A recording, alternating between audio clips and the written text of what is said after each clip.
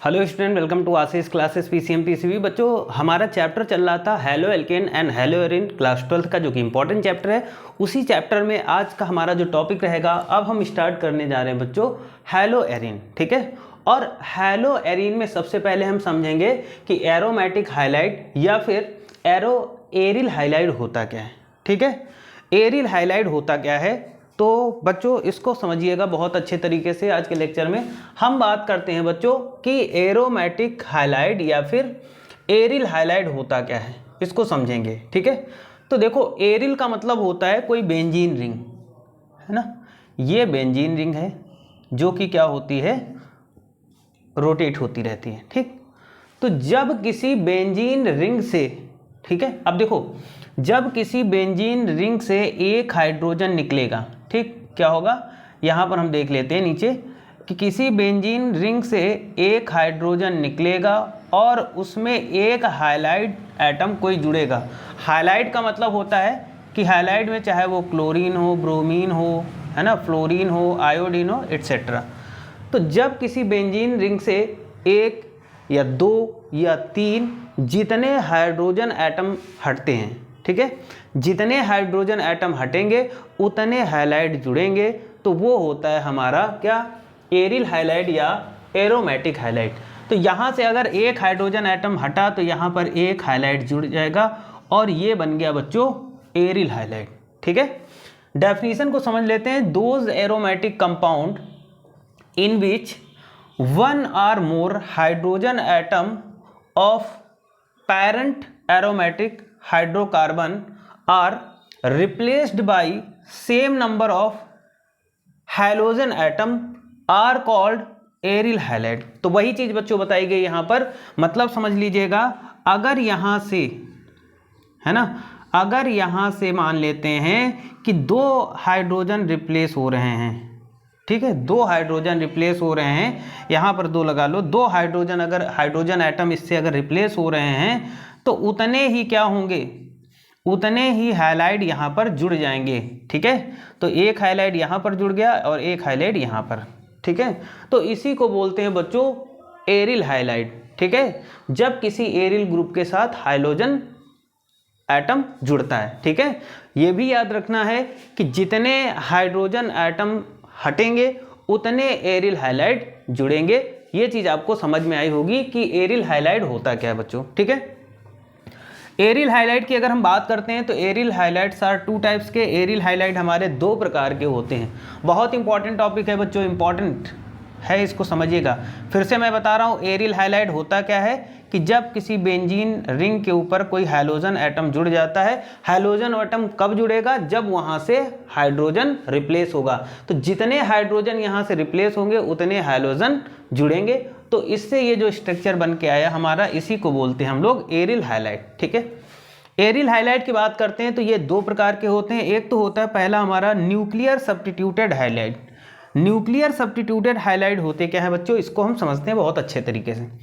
इसमें क्या होता है, the compound in which hydrogen atom is directly linked to carbon atom of benzene nucleus are called nuclear substituted reaction या nuclear substituted highlight. Nuclear substituted highlight का मतलब होता है कि जब कोई हाइड्रोजन एटम बच्चों, जब कोई हाइड्रोजन एटम किसी बेंजीन रिंग के कार्बन, यानी जो सेंट्रल कार्बन होगा, जो यहाँ पर बताया गया carbon atom of benzene nucleus, यानी बेंजीन के कार्बन एटम के जो न्यूक्लियस से जब कोई हाइड्रोजन अटैच्ड होगा तो वो हमारा क्या होगा बच्चों, वो होगा न्यूक्लियर सब्स्टिट्यूटेड हाइलाइट। ठीक है, जैसे एग्जांपल में समझेंगे। अब देखो यहाँ पर ये जो क्लोरीन है, यहाँ पर ये डायरेक्ट बेंजीन के कार्बन के न्यूक्लियस से जुड़ा हुआ है, तो ये हमारा क्या है, क्लोरोबेंजीन। ऐसे ही एक दो और एग्जाम्पल हम यहाँ पर देख लेते हैं। सपोज करो यहाँ पर ये क्लोरोबेंजीन, इसको हटा दें, यहाँ पर देख लो,